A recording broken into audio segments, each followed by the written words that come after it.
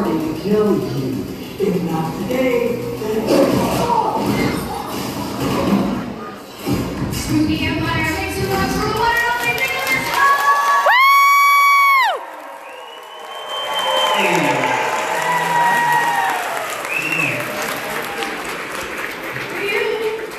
Thanks for coming out. How's everyone doing? How's your weekend been? How was your Halloween? Halloween was great. So I was at home last night and I was dressed up as Slimer.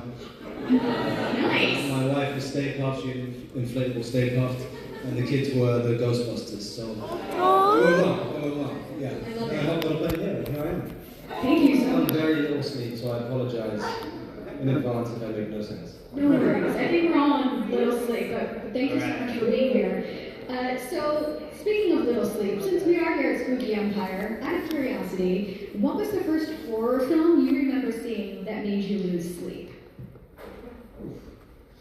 Well, I remember the first time I was properly scared of a film was Chitty Chitty Bang Bang. There's a character called the Child Catcher, and I saw it when I was like 3 years old. You know when they're hiding under the floorboards, and he's above them, like walking around trying to smell them and stuff. And I was like, I remember I was on holiday with my family, and I went running into my parents' room crying. And my dad busted into the other room where my older brother and sister were, and he was like, "What are you watching?" Thinking they were going to be watching something terrible that they shouldn't be, and they were like, "Shit, you bang bang." But then outside of that, I saw The Exorcist when I was too young. Because I had an older brother who was 12 years older than me, so I would sneak in and watch all of his VHSs. So I remember watching The Exorcist, and I'd turn it on and watch it for a little bit, and then I'd get too scared and turn back to Teletubbies. And then go back to The Exorcist, and then I'd like flip back and forth. So that was one of the scariest ones pretty early. I don't know how old I was, too young. Right. I feel like that's always the story with The Exorcist. We've all seen it way too young. But, okay, I wanted to ask. So, you played both the monster and you also played the servant to a monster. What was more fun to embody? Like a zombie finding humanity or like a human losing it? Oh, playing the zombie was really fun because I basically had to learn no dialogue. I'd look at the pages for the next day and it'd just be like, keep you safe. And I'd be like, right, I can remember that easily. So that was fun. And then playing the servant to a monster, I mean, I got to play opposite Nicolas Cage playing Dracula, which I just don't think it gets more iconic than him playing that role. So that was really special to get to be on set with him and watch where he draws inspiration from, and then him commit to that character and what he brought to it. It was just, it was incredible to be there with him. Well, speaking of Nicolas Cage, obviously some over-the-top moments, but do you have a favorite scene that made you go, like, that's ridiculous, but it's so perfect? With Cage? Yeah. There's a scene where Renfield returns home to his apartment after he's tried to break free of Dracula's possessive nature over him. And Nick had the idea of having a martini, a blood martini, with eyeballs in it. So he walked in and he was slurping on this martini. And then he drew inspiration, I can't remember if it was from his aunt, I think, or something, but partly for that character. And so he what did he call me?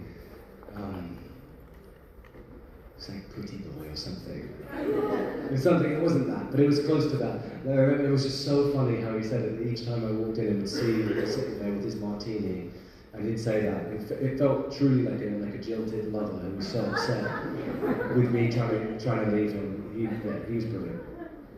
So, between Renfield and Nosferatu, you've had very different experiences with different types of vampires, obviously. So, how would Dracula react to Count Orlok? How would Dracula react to Count Orlok? I mean, I guess technically Count Orlok's copying him. Right? That was the whole thing with Nosferatu. Yeah. But I guess in terms of those stories, Dracula, it was much more of that codependent relationship, and he's much more manipulative. And whereas, Count Orlok in Nosferatu, he's just trying to get to Ellen, and he's just, Thomas is just a way to get there. But they're so different, and Bill's performance in that movie as well. Like the first time I heard the voice he was going to do, I was like, wow, this sounds like nothing I've ever seen on film before.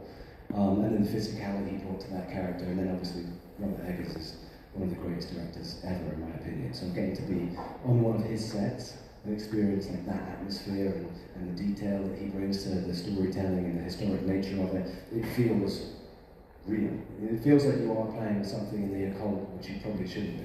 You're like, are we going to unleash some demons doing this? So it was just amazing to be in that atmosphere. Everything about that film was so like visually stunning, and it sounded beautiful too. But your first day on set, did you feel like you were being transported into a different realm? I mean, what was the first day of shooting like? Yeah, a lot of the first days on set for me on that were in the castle, in Count Orlok's castle, where they built the set, and it would all be, Jerry, the DP, was incredible. Having light, using mainly candles, so it felt very atmospheric, and then Rob would play music as well, so it felt like you'd been sent back to Germany in that era, in this kind of horrible, terrifying, lonely castle, and it felt quite, it felt like you were trapped, in the best possible way, because I love Rob's movies so much and the performances that he captures, that I was really just trying to stay locked in and do something special performance-wise for that character. So it was creepy. Yeah, it was creepy. And also, in my mind, I've always said, like, I'm not going to do horror movies. Because I've had friends who do horror movies, and they're like, oh, it's tough, man. Like, for like 8-10 weeks, you're like hyperventilating for 12 hours a day, acting scared, and your nervous system kind of reacts to that. You're like trying to trick your body into believing these things are happening. And I suddenly realized, like a week or two into Nosferatu, I was like, oh, I'm doing it. I was like, this is it, this is happening. And I was like, just like running up and down the spot, hyperventilating, being scared. It was exhausting, but in the best possible way. I have to, of course, bring up your portrayal of Lex, which is so great, right, guys? I mean, like...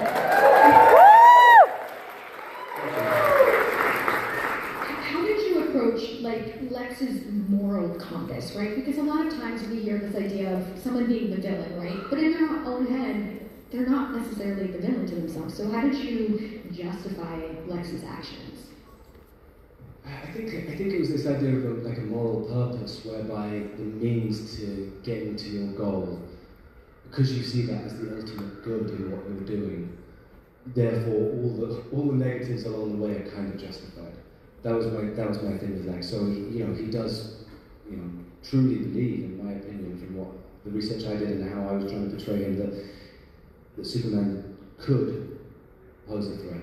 And also that humans have the right to, determine their own destiny and not have this godlike figure kind of controlling the path that humanity takes. So in some ways, I tried to implement a real humanist belief in him, where he loved humans, even though he was horrible and treated them terribly most of the time. But that he would feel that it was coming from a good place of almost being protective nature. And then on top of that, this envy and this idea of him wanting to be the alpha and the greatest brain and everything else in the world, and have praise for all the good that he has done in terms of the technology and what he's created, have that all taken away by someone who's kind of just gifted these gifts. So I see him as someone who is incredibly hard-working, and then someone else has turned up and to do the test and they've got a better score without putting in any homework whatsoever. It's kind of like, hang on, this isn't fair. So it's all those elements, I think, that makes me.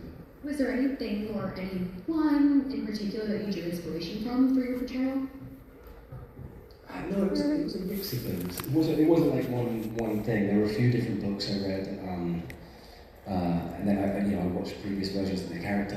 One of the things that I found really useful was James had a piece of John Murphy's score before we even started filming. This was maybe 4 months before we started filming. He had Lex's theme recorded already, so I would listen to that on repeat like a psychopath over and over again. And I would I don't know, there was something about that music that I then found very triggering. So the final scene when Lex has been defeated by Superman, and they kind of come face to face and realise that he's lost his reputation and the battle and everything that he was trying to achieve.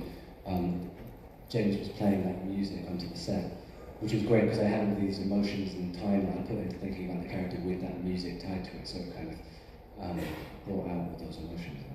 Is that something that you've done before? Like, do you listen to certain songs as different characters to get into the feeling? Or was this the first time you've done that?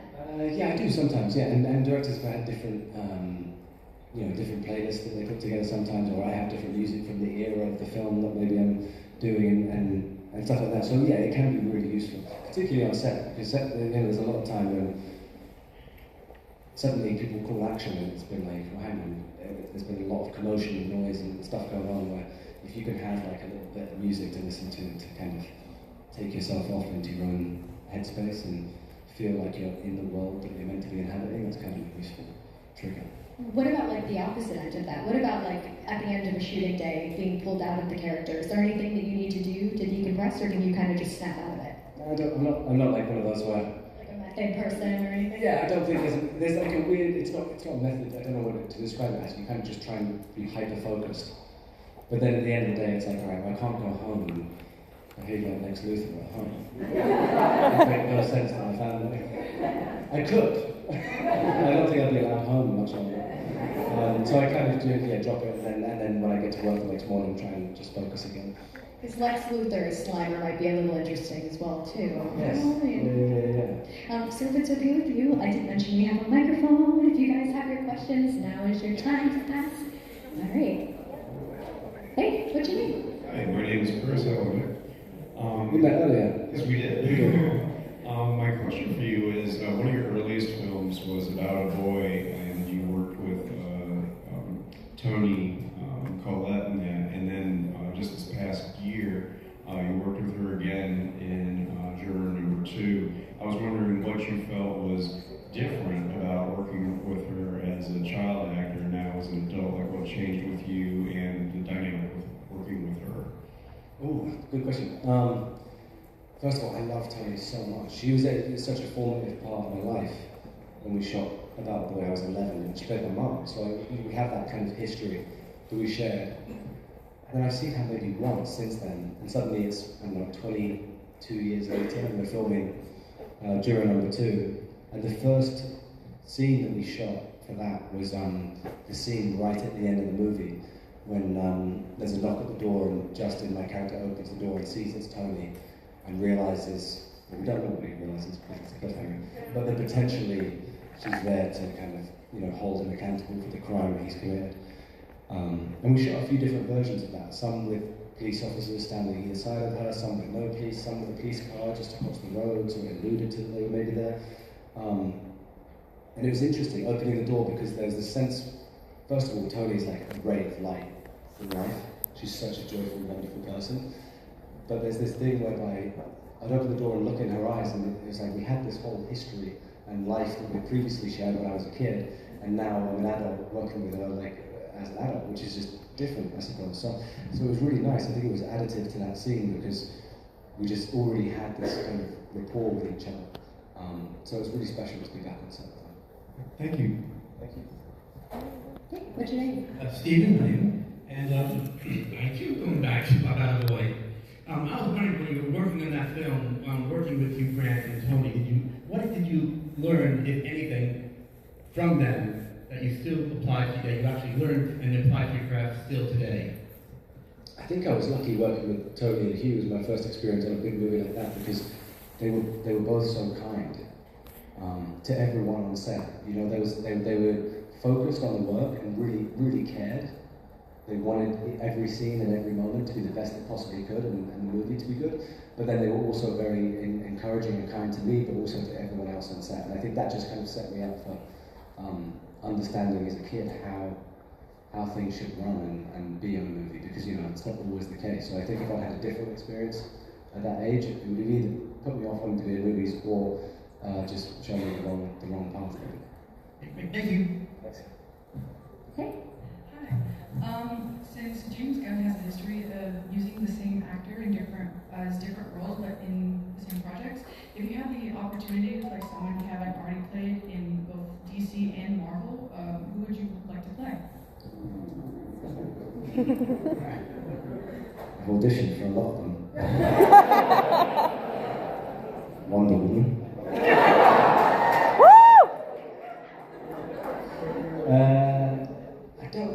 I don't know off the top of my head. I have to think about that, and yeah, I don't have a good answer for you on that. Sorry. Wonder Woman. That's my answer. One of the big three. Hi, I'm Jim, and this is Jen. I'm her emotional support at the microphone for you. We've been following you since the Bottom Boy, so we love your work and career. And she wanted to ask a question. Go ahead, Jen. I just want to say I really enjoyed your performance on The Great. I was just wondering, what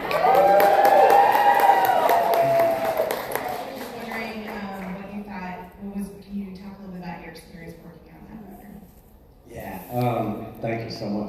The Great is probably, Peter was probably my most favourite character I've ever played. I love Tony McNamara's writing so much. Every time I'd open up a script, it would make me laugh, it would be ridiculous, the character would suddenly turn on a dime and be very dangerous or weirdly sweet and emotional in an odd way, where I was like, I'm just getting to play such a range of bizarre things within that character. And also Elle Fanning is such a incredible actress.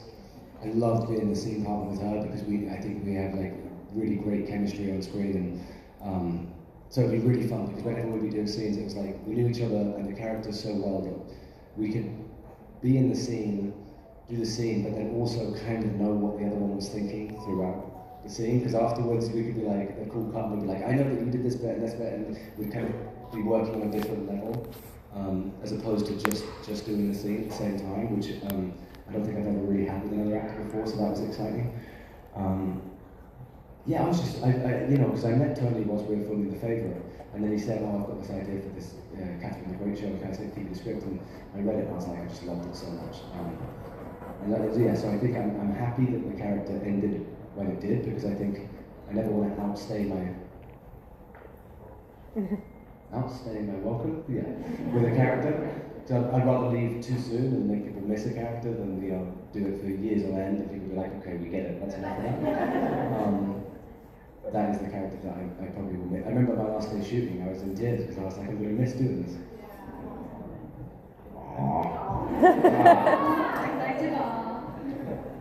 Hey mate, how you going?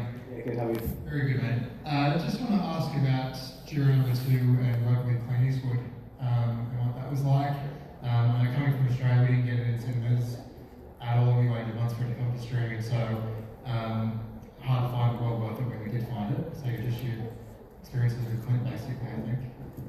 Experiences with Clint, it was amazing. His last movie, I guess, as well. Yeah, I felt very lucky. We were filming Nosferatu, and I got a call from my agents, and they said, Clint Eastwood wants to speak to you. And I was like, have you got the right number? What's going on? What does Clint want to speak? Does he? First of all, I was like, does Clint Eastwood know who I am? That's pretty mad. But Clint had seen The Great. And he found it very funny, and he was like, so he was like, will you come and do this movie? And I remember instantly I was like, oh, we're going to get along well, because we got on the phone. I was prepared for a serious conversation about the script. I was like, okay. And I said to him, I was like, Clint's wanted to speak to you, etc. I was like, I really like the script, blah, blah. And then he goes, if you like it so much, I guess I'll have to read it. And I was like, oh. I was like, okay, he's funny, he's got a good sense of humour, and that's what he and I really connected on, I think. We're both pretty calm, relaxed people, and he's got a really sharp sense of humour. His set is very calm, like everyone he collaborates with, they're at the top of their game, they've been a team for 30 plus years. And I think the wonderful thing about Clint that you don't see as much anymore, he's really willing to let the story and the script do the work. He's not ever trying to oversell things or pinpoint things for the audience. He wants, particularly with a story like that, with a bit of moral ambiguity, he wants to let people kind of try and figure it out for themselves. And so you will, you do one take, maybe, two, and then he's like, great, yeah. There's no action or cut, it's just whenever you're ready. Stop. Okay, and he's like, moving on. The one really thing that I'll never forget was occasionally he'd come and sit next to the camera. but it was kind of a heightened moment that he wanted to see what was going on, not through the monitors. And that was the most bizarre thing, because I remember, sitting there doing a scene with Kiefer Sutherland, but Clint was sitting here, not in my periphery, here. I was like, this is hard, because he's just locked in on you. And they're like, that's Clint Eastwood, watching me act. And I was like, oh, he seems happy, so I'll keep going. But yeah, it was a really, really special experience. I'm very, I feel very lucky to get to spend that time with him. Awesome. Thank you very much. Shout out to Skins as well. I love that show. Hey, Steve. Hi. Nick, you've worked with a great bunch of directors. You worked with Latinos in Favorite, George Miller on Mad Max, Robert Eggers in Nosferatu, and Clint on Juror number 2. Is there anything that you take away from working with those filmmakers, collaborating with them, that you try, you lock in and try to see what, like, oh, this is what I've learned from them, and what I could utilize in future projects working with other directors? I think the thing that I would take from them is actually that they all work in such different ways that I don't have a set way of working as an actor. So it was interesting because you go from the set to Clint, where you do one, maybe 2 takes, and it was very calm, and then he's like a jazz musician, he's just kind of feeling it out, and you just skip and riff. And then you go to Robert Eggers' set for Nosferatu, where he's meticulously prepared every frame, every storyboard. The shots are completely planned out because they're longer single shots through takes, and it's very specific. So it's like a different way of working. Also shooting on film and knowing that you can't edit around if something goes wrong in one of those long shots, you end up doing 20, 30 takes. So it becomes like just a very different thing where you kind of, as an actor, have to be able to fit into the pattern of how different directors want to work. And that's what's exciting about working with great directors, is they have a wonderful way of communicating with you. And making you feel at ease and relaxed and getting the performance they need. And that's something that like George Miller was fantastic at. In the chaos of the Mad Max set, still taking time to come up before a take and being like, okay, this is what just happened, this is what I need, blah, blah, and just kind of talk you through it in a very kind, sensitive, nice way. So that was kind of something that all of them have in common, is that communication. Yeah, I would say that's probably the most key thing. That you're all on the same page in terms of what you're trying to make. Thank you. Thanks. All right, hi.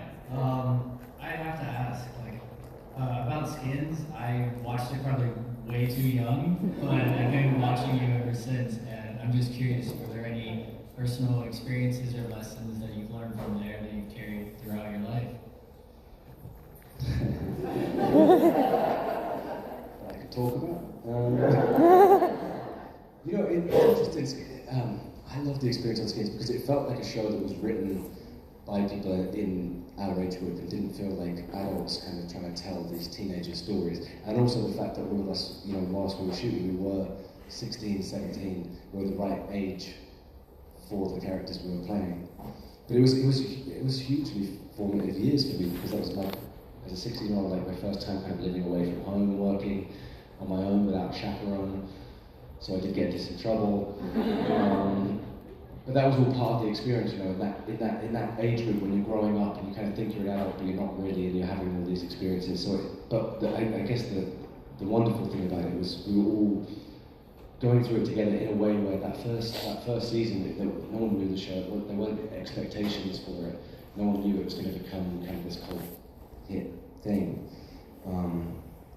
So we were all having fun, and we all became really good friends, and we're still friends now. So that's what's really special about it. I think.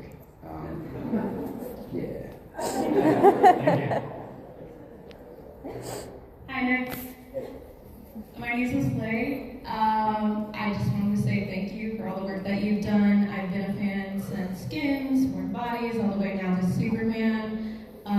So thank you for bringing to life these characters and for just doing it in a unique way. I have one request for you, if you don't mind. Could you say huzzah for me? Huzzah. Thank you. Yes, thank you so much. It was very kind of you. Wish I had a blast today. And welcome to our performer here. My question is a little different than most. I love watching a friend work who's like an amazing human being.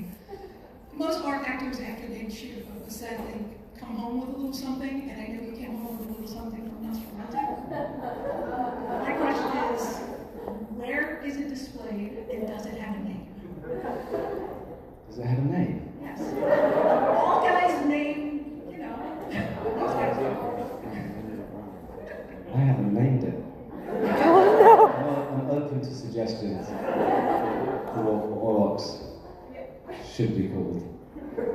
You know what? It's actually it's not on the wall at the moment.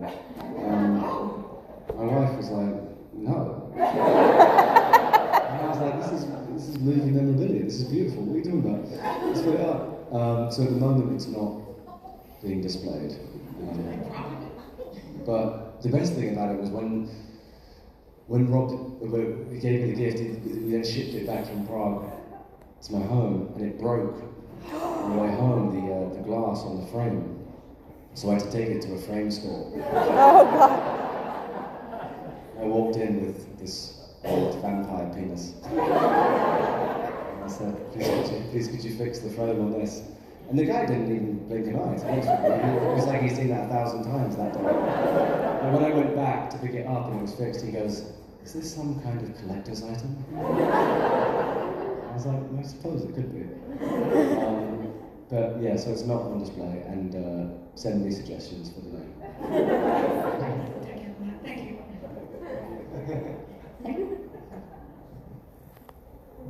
Hi, thank you for being here. I know I just keep thinking of that conversation of we're not going to hang it up, you know. But I wanted to ask, so I follow Isaac Varian, the author of Four Bodies, on socials, and he's kind of become like my image in my mind of like the starving artist. And so I'm wondering for you, like, what's been one of the hard parts about being an artist? What's been one of the hard parts about being an artist? I mean, it's always that thing, it's quite a vulnerable position to put yourself into. And I remember probably more recently than before, feeling like I didn't want to put work out to be judged. You know, there was a little bit of me like, I don't know if that was just like a build-up of years of it being like, okay, it's kind of like a weird thing. You finish and you do your best and you really care for a project and you put your heart and soul into it. And then it comes out and people go, yeah, or like say things where you're kind of like, oh, that, you know, I try to avoid all that stuff, but it's still something where that can be tricky. But it's also like the reverse of that, when you get to come to something like this and you meet loads of people who have enjoyed things that you've done and really appreciate them, and then you have this wonderful feeling that's the opposite of that. So you have to kind of accept the highs and the lows, I guess, and I think that's something that Colin Firth told me actually when we were working together doing Tom Ford's movie, Singleback. He was like, there's going to be highs and lows, so enjoy the highs, but get ready for the lows because they will happen. And I think that's something about being an artist in general. It's like you're always trying to find creative energy and things to put into your work, but then also there's this weird thing of like feeling like people are judging you. Yeah. Thank you. Hello. I just wanted to ask, after you finish your role, what is your parting process like after filming for so long and getting used to being that character for a while? You know what? The process is it's pretty quick because normally, like by the time you finish, it's like everyone's packing up. You've got to get home, or you're on to doing something else, and you're just back into life. Normally, because you've been like blinkered and focused so much on the job, you've realised that like, oh, you haven't, I don't know, fixed things around the house, or done this, or like there's lots of things you need to catch up on. So suddenly it's like, oh yeah, I've got to get back into real life. So I guess that's my thing, is like I'm kind of always busy, and that stops me from dwelling on things too much. Thank you. Thanks. Hello again, Mr. Hoult. Yeah. So I have a question. I hope this is not too deep, but what got you into acting initially? Like, what kind of made you think, you know what, I want to be an actor? You know what, I got into it because my older brother, who's 12 years older than me, really liked acting. He would do the school plays and local theatre, and then my older sister did a lot of singing and dancing, and she won a singing competition. And one of the other kids that was in the competition had an agent and suggested that my sister should get an agent. And then we, like me and my younger sister, ended up getting one too because of my older sister. So it was kind of a lot of fortunate events. I think there's something, it's kind of like, I always imagine it as kind of like when there's a family where everyone plays football or something, and they all, and like, so you just end up, that was our hobby, you know, my older brother and sister had those hobbies and would go to like dance lessons and drum lessons, so I would, by default, my mum would be like, well, you're not just going to sit in the car and wait, you're going to go and do those lessons too. And I think that's where like it just became part of my DNA, I guess, in a way where it's like, oh, this is what I do. And then, yeah, luckily got some good breaks. And then it was weird because I got some success as a kid, but it wasn't guaranteed that, you know, you'd work as an adult. So there was this weird part of life where I was like, oh, I like this, and I think I want to do this forever, but I know there's a good chance it doesn't work out. So there was kind of this fear of it as well. So I'm happy it did, and I'm still going. But yeah, it wasn't something that I started or seeked out, I suppose. Is the truth. Thank you very much, sir. Thanks. Hi, Nick, I'm Houston. First of all, congrats on having such an incredible career. Everyone's been mentioning different characters you've had, or you played, and it keeps jogging my memory that you're in so many good films. It's such a pleasure to watch you and get to see what you do. Thank you. Yeah, you're welcome. My question is about The Menu, which is one of my favorite films. It's a little bit of a two-part question, so I apologize. You play this character Tyler, who's like this obsessive person about food, and he wants acceptance from the chef, and he ends up getting humiliated in kind of, you know, really bad way.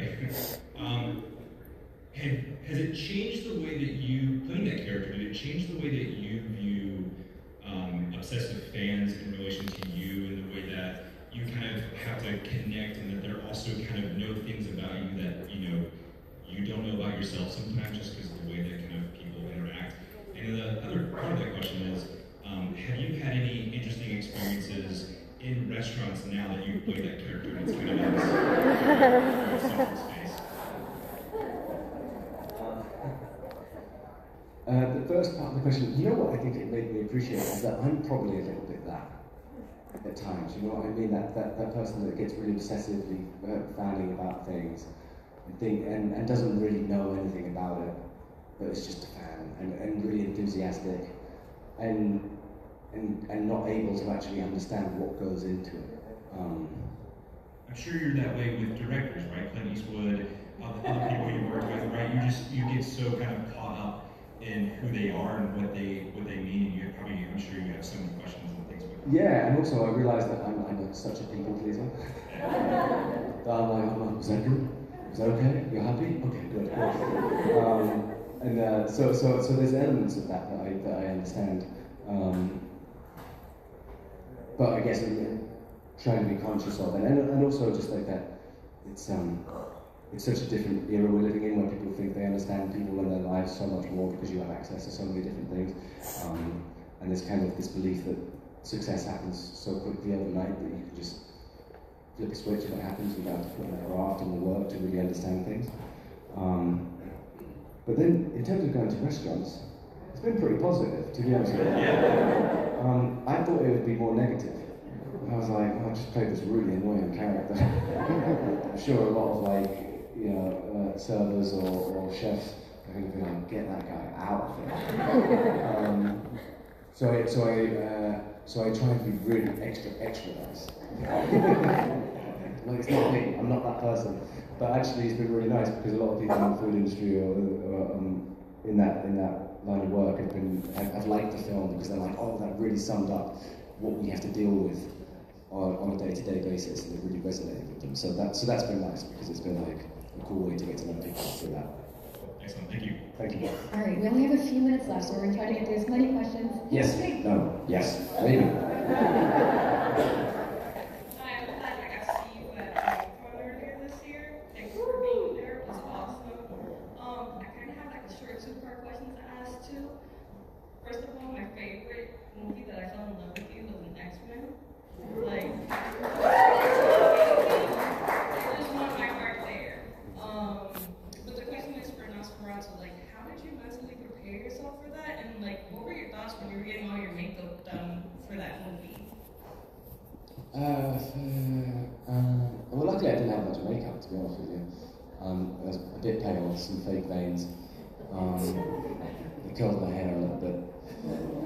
But otherwise, the makeup was quite light for me. And mentally preparing, I think it was just listening to Rob and what he needed. And it sounds weird because it's what you're trying to do in every role or movie, is just like suspend belief that what's happening is real. And it feels more feels like a bigger jump when you're in, you know, a castle with a 100, 200-year-old vampire.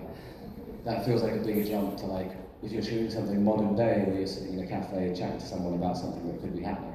So it's like the suspense of belief, I think, is something that was really just trying to stay keyed into that to make it feel as, you know, real and terrifying as possible. How did you mentally prepare for that role? You know, Rob sent a lot of Eastern European movies from the 60s and 70s in terms of performances he liked and that approach of like watching madness descend upon people and things like that. So it would be some practical work like that, some reading, and then it's honestly it's kind of something that Clint Eastwood said to me once. He was like, he walked past me before a take and he said, "What are you thinking about?" And I said, "Absolutely nothing." And he said, "That's my kind of actor." and I asked him about like, how do you act? What do you do? And he was like, it's an emotional art form. It's not something that you're necessarily like always, you know, cerebral about. And I think that's the key with all of it. I guess in some ways for me is prepping and thinking about and like understanding as best as possible and creating a world where you believe you are that character inside yourself, but then also like not overthinking as well and just being in the moment. Thank you so much. Thank you. Great, I apologize. We got the cue for one more question. I'm so sorry. Hey, what's your name? My name's Jack. Pleasure to meet you. So in keeping with the spooky theme of this whole thing, having played the underlings to monsters in Renfield and Nosferatu, one of a collective of monsters in their own bodies, or even a bit of a monster at the dinner table and menu, given the chance to jump into the role of, you know, a beloved classic monster movie, which one do you think you'd be most excited to play, or, you know, even if you had an original idea, which one do you think you'd want to do? What was that last part, sorry? If you even had like an original idea for a monster movie, what would you want to do as the titular character?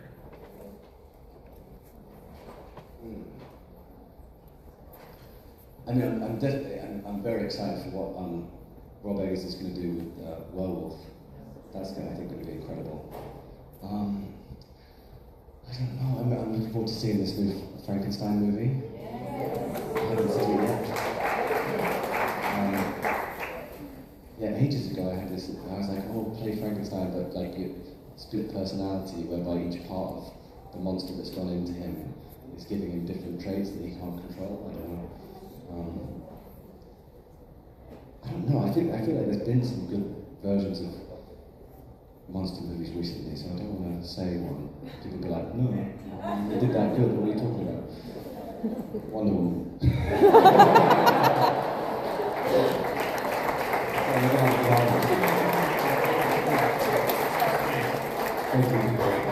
We did it. That was awesome.